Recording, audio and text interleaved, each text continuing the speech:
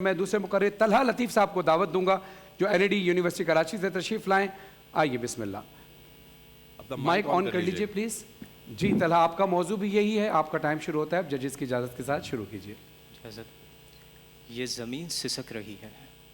ہوائیں زہر آلود ہو چکی ہیں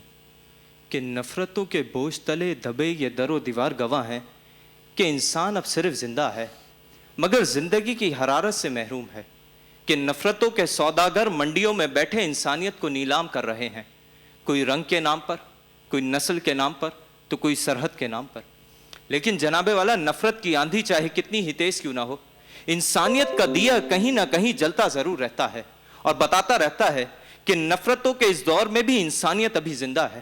کہ ہم موجود ہیں 1947 میں, کہ جہاں ہجرت کرنے والے مسلمانوں کا قتل عام ہو رہا ہے, تو دوسری جانب چند سکھ اور ہندو ایسے بھی ہیں کہ جو اپنے مسلمان ساتھیوں کو بحفاظت سرحد پار کروا کر بتاتے ہیں کہ انسانیت ابھی زندہ ہے. ہم موجود ہیں 1994 میں, جہاں روانڈا میں ایک جانب خون کی ہولی کھیلی جا رہی ہے تو دوسری جانب پال روسیسا بنگیا جیسے افراد درجنوں جانیں بچا کر بتاتے ہیں کہ انسانیت ابھی زندہ ہے. ہم موجود ہیں اس دنیا میں کہ جہاں مسلمانوں کو دہشت گرد سمجھا جاتا ہے, وہیں سانحہ کرائسٹ چرچ کے بعد نیوزی لینڈ کی غیر مسلم وزیر اعظم بھی مسلمانوں کے ساتھ کھڑے ہو کر بتاتی ہے کہ انسانیت ابھی مری نہیں ہے. ہم موجود ہیں اس دور میں کہ جہاں مسلمانوں پر فلسطین میں خون کی ہولی کھیلی جاتی ہے تو دوسری جانب چند اسرائیلی باشندے ایسے بھی ہیں کہ جو اس نسل کشی کے خلاف آواز بلند کر کے بتاتے ہیں کہ انسانیت ابھی مری نہیں ہے. ہم موجود ہیں اس دور میں کہ جہاں بوڑھے والدین کو گھر سے نکال دیا جاتا ہے تو ہم اولڈ ایج ہوم بنا کر ان بزرگوں کو سنبھال کر بتاتے ہیں کہ نفرتوں کا دور اپنی جگہ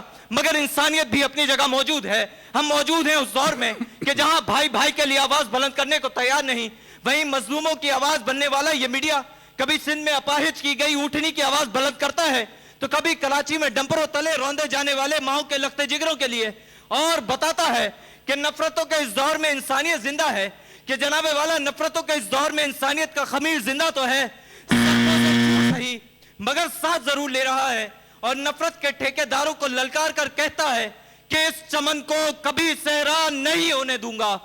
مر مٹوں گا, کبھی ایسا نہیں ہونے دوں گا, دفن ہو جائے گا خود رات کی تاریکی میں, جو یہ کہتا ہے سویرا نہیں ہونے دوں گا, جو یہ کہتا ہے سویرا نہیں ہونے دوں گا. ماشاءاللہ ماشاءاللہ. یہ تھے طلحہ لطیف صاحب جو NID یونیورسٹی سے تشریف لائے تھے.